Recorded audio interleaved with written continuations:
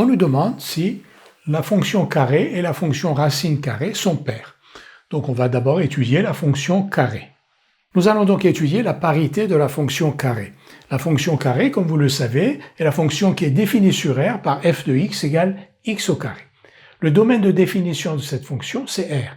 R est bien symétrique par rapport à 0.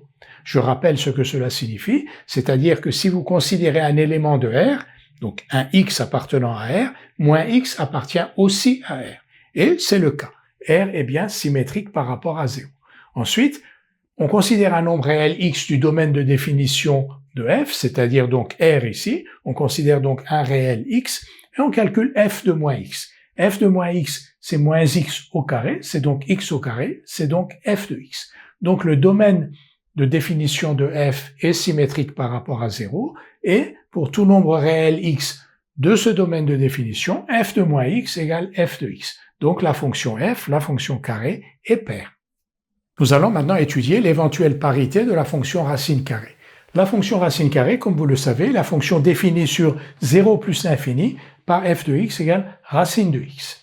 Son domaine de définition 0 plus l'infini n'est donc pas symétrique par rapport à 0.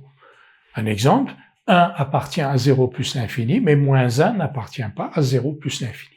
Donc son domaine de définition n'étant pas symétrique par rapport à 0, f ne peut pas être une fonction paire.